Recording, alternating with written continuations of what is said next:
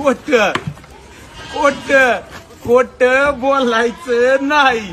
शेतकरी व शेतकऱ्याची मुलं त्यांचा परिवार हा आता या सरकारला म्हणायला लागलाय खोटं खोटं बोलायचं नाही।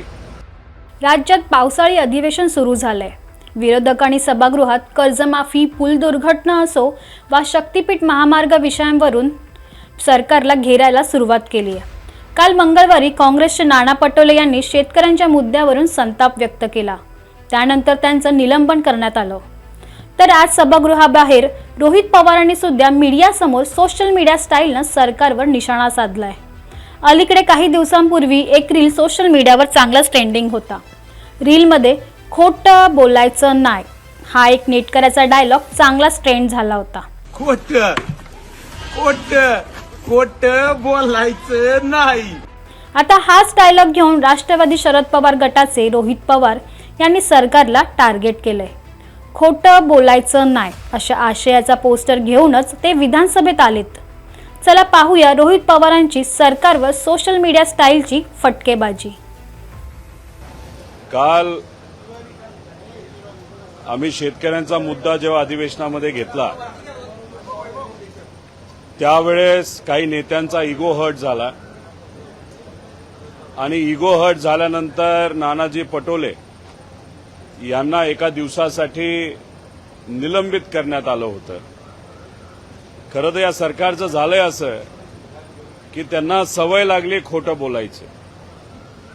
आता तुम्ही जर ऑनलाईन गेलात तर अख्ख्या महाराष्ट्रामध्ये चर्चा सुरू आहे या सरकारच्या बाबतीत।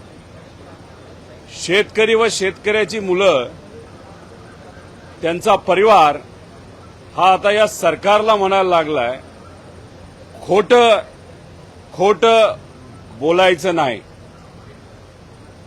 काल पण तुम्ही जर बघितलं तर कृषी मंत्री काल उत्तर देत असताना खोटं बोलले। विम्याचा मुद्दा काही आमदारांनी जेव्हा अधिवेशनामध्ये मांडला तेव्हा उत्तर देत असताना त्यांनी सांगितलं की शेतकऱ्याला मदत मिळणार, पण काल ते म्हणले की मिळणार, पण तुम्ही जर खोलात गेला तर ती मिळू शकत नाही।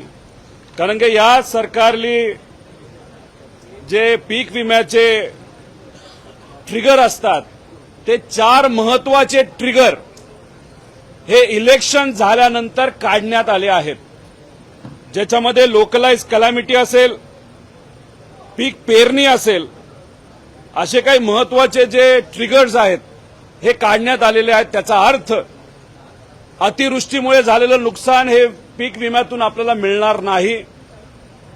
आता 140 लाख हेक्टरवर पेरणी व्हायला पाहिजे होती, पण 40 लाख हेक्टरवर पेरणी झालेली आहे आणि पेरणी कमी झाल्यामुळे पूर्वी पीक विम्याची रक्कम ही तिथं असणाऱ्या सर्कलला त्या शेतकऱ्याला मिळत होती, ती दुर्दैव असं ती मदत यंदा मिळणार नाही, कारण ते ट्रिगर काढण्यात आलेलं आहे। 1 रुपयाला पीक विमा दिला, आम्ही सगळ्यांनी त्याचं स्वागत केलं।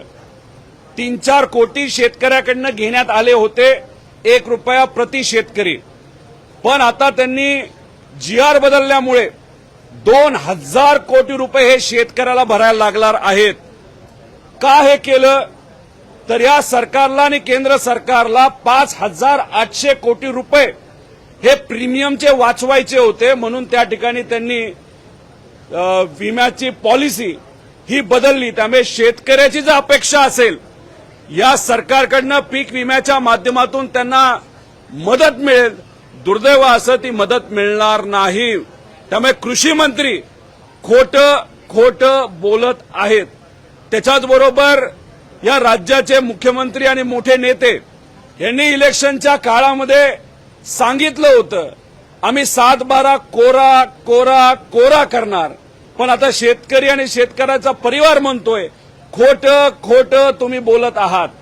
तसंच कोल्हापूरला जेव्हा विधानसभेची सभा झाली होती इलेक्शनच्या आधी, तेव्हा एक फार मोठे नेते राज्याचे जे आज सत्तेत आहेत ते म्हणाले होते एक बार मैंने कमिटमेंट की तो मैं खुद की भी नहीं सुनता, आणि इलेक्शन झालं तर कमिटमेंट बदलून टाकली आणि शक्ती मार्ग जे ते करणार नव्हते, कमिटमेंट केली होती आम्ही करणार नाही, फक्त कॉन्ट्रॅक्टरला शक्ती देण्यासाठी आणि त्यातून पैसा काढण्यासाठी या सरकारने दिलेला शब्द हा पाळला नाही. म्हणजे हे सरकार काय करतंय तर फक्त खोटं बोलतंय, दुसरं काही करत नाही.